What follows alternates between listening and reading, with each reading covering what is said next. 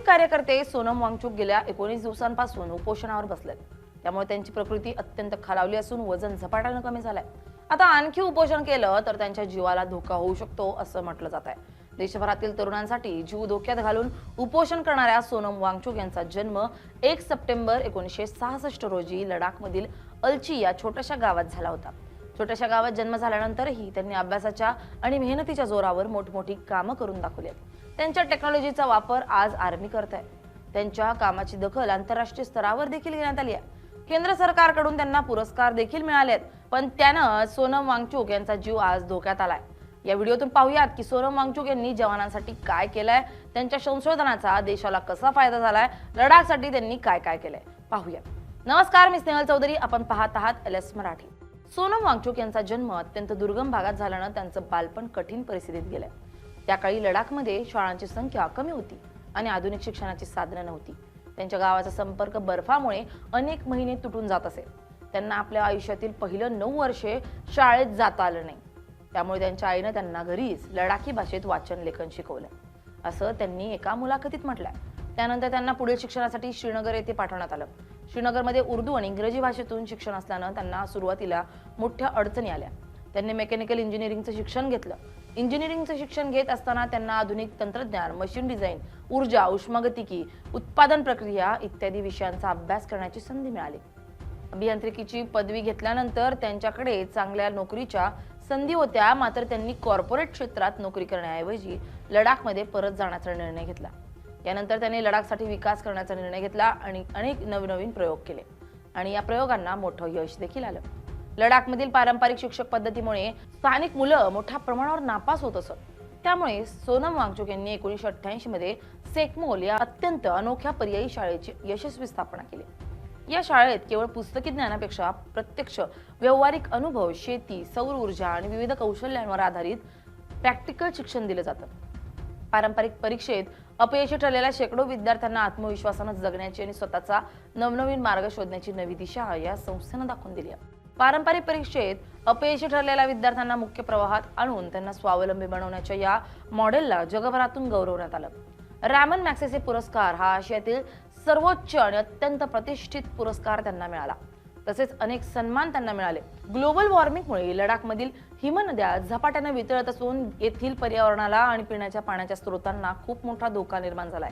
या अतिसंवेदनशील निसर्गाचं रक्षण करण्यासाठी आणि लडाखला राज्यघटनेच्या 6व्या अनुसूची अंतर्गत विशेष दर्जा मिळवून देण्यासाठी वांगचुक यांनी मोठं आंदोलन उभारलं। स्थानिक संस्कृती, जमीन आणि येथील नैसर्गिक संसाधनांचे बाहेरील औद्योगिक हस्तक्षेपापासून संरक्षण व्हावे यासाठी त्यांनी कडाक्याच्या थंडीत अनेक दिवसांचे ऐतिहासिक उपोषणही केले। केवळ लडाखच्याच नव्हे तर संपूर्ण पृथ्वीच्या सुरक्षित भविष्यासाठी मानवानं आपली जीवनशैली बदलणं गरजेचं असल्याचं आवाहन ते सातत्यानं जगाला करत आहेत। लडाखसारख्या अत्यंत कोरड्या आणि उंचावरील वाळवंटी प्रदेशात उन्हाळ्याच्या सुरुवातीला पाण्याची तीव्र टंचाई जाणवते। पाण्याच्या समस्येमुळे मोठे त्रास सहन करावे लागत असे। या समस्येवर मात करण्यासाठी सोनम वांगचुक यांनी हिवाळ्यात वाया जाणारं पाणी साठवून त्याचे आईस स्तूप तयार करण्याचं अनोखं तंत्र शोधलं। हिवाळ्यातील उणे तापमानाचा फायदा घेत गुरुत्वाकर्षणाच्या मदतीनं हे पाणी कारंजासारखं हवेत सोडलं जातं, जे गोठून बर्फाचे मोठे शंकू बनतात।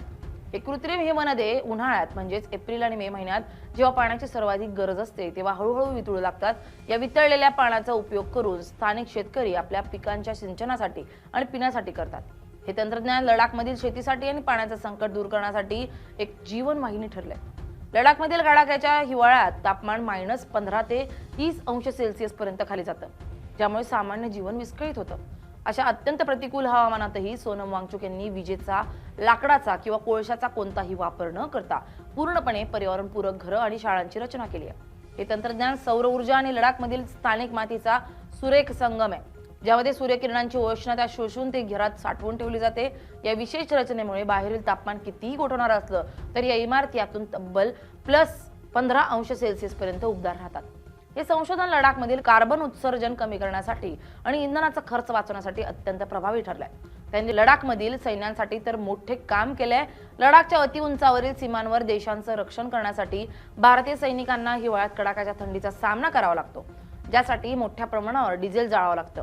या समस्येवर कायमस्वरूपी तोडगा काढत सोनम वांगचुक यांनी 2021 मध्ये सैनिकांसाठी एक फिरता आणि सौर ऊर्जेवर चालणारा विशेष तंबू विकसित केलाय। हा तंबू दिवसा सूर्याची उष्णता शोषून घेतो आणि रात्रीच्या वेळी सैनिकांना आतून अत्यंत उबदार आणि सुरक्षित वातावरण देतो. या तंबूचं वजन कमी असल्यानं तो कुठेही सहज वाहून नेता येतो आणि एका ठिकाणाहून दुसऱ्या ठिकाणी सहज उभा करता येतो.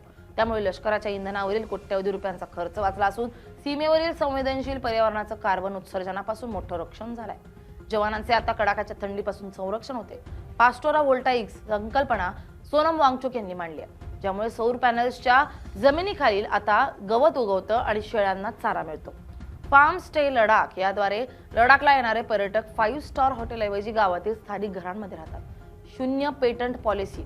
त्यांनी केलेल्या संशोधनाचा वापर सर्वांनी करावा म्हणून त्यांनी कोणतेही पेटंट केलेले नाही. त्यांनी केलेल्या संशोधनाचा आज देशाला मोठा फायदा होतोय. त्यांना आतापर्यंत अनेक पुरस्कारांना सन्मानित करण्यात आलाय. 2018 मधील रेमेल मॅक्सेसे पुरस्कार हा आशियाचा नोबल मानला जाणारा हा अत्यंत प्रतिष्ठेचा पुरस्कार सोनम वांगचुक यांना प्रदान करण्यात आलाय. लडाखमधील शैक्षणिक सुधारणा आणि निसर्गाशी सुसंगत असे अभिनव तंत्रज्ञान विकसित केल्याबद्दल त्यांना या सर्वोच्च सन्मानानं गौरवलं गेलंय. रोलेक्स अवॉर्ड फॉर एंटरप्राइज पर्यावरण आणि शाश्वत विकासाच्या क्षेत्रातील हा अत्यंत मानाचा आंतरराष्ट्रीय पुरस्कार त्यांना मिळालाय. लडाखमधील पाण्याचं संकट दूर करण्यासाठी त्यांनी शोधलेल्या जागतिक दर्जाच्या आईस्तूप या संशोधनासाठी हा गौरव करण्यात आलाय. Governance medal. लडाखमधील सरकारी शाळांचा दर्जा सुधारण्यासाठी आणि दुर्गम भागातील विद्यार्थ्यांमध्ये शैक्षणिक क्रांती घडवून आणण्यासाठी त्यांना हा सन्मान मिळालाय. तत्कालीन जम्मू आणि काश्मीर राज्य सरकारकडून त्यांच्या शैक्षणिक कार्याची दखल घेत हे पदक प्रदान करण्यात आले. जम्मू आणि काश्मीर राज्य पुरस्कार हिमालयीन क्षेत्रातील पर्यावरण रक्षणासाठी आणि शाश्वत विकासासाठी त्यांनी केलेल्या निरंतर प्रयत्नांची दखल राज्य सरकारने घेतली आहे. वांगचुक यांनी केलेल्या बहुमूल्य योगदानाबद्दल त्यांना उत्कृष्ट पर्यावरणवादी म्हणून या पुरस्काराने सन्मानित करण्यात आले. IIT मंडीकडून सन्मान. देशातील नामांकित तंत्रज्ञान संस्था IIT मंडीनं त्यांच्या वैज्ञानिक दृष्टिकोनाचा आणि संशोधनाचा विशेष गौरव केलाय. हिमालयन प्रदेशातील भौगोलिक आव्हानांवर मात करणारे तंत्रज्ञान विकसित केल्याबद्दल त्यांना प्रख्यात तंत्रज्ञान तज्ज्ञ पदवी देऊन सन्मानित करण्यात आले. केंद्रीय अक्षय ऊर्जा मंत्रालयाकडून सन्मान. सोनम वांगचुक यांनी शून्य ऊर्जेचा वापर करून उभारलेल्या सौर ऊर्जा संचलित मातीच्या इमारतींच्या संशोधनाचं केंद्र सरकारनं कौतुक केलंय. पर्यावरणपूरक वास्तुकलेचा एक उत्तम आदर्श निर्माण केल्याबद्दल त्यांच्या HIAL या संस्थेला केंद्रीय मंत्रालयाकडून पुरस्कृत करण्यात आलाय.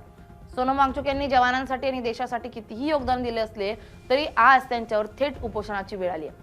एवढे पुरस्कार मिळाल्यानंतर सोनम वांगचुक आज 19व्या दिवशीही देखील आमरण उपोषण करतात. त्यांची केवळ एवढीच मागणी आहे की नीटमध्ये झालेल्या गैरप्रकार प्रकरणी जबाबदारी घेऊन केंद्रीय शिक्षण मंत्र्यांनी राजीनामा द्यावा.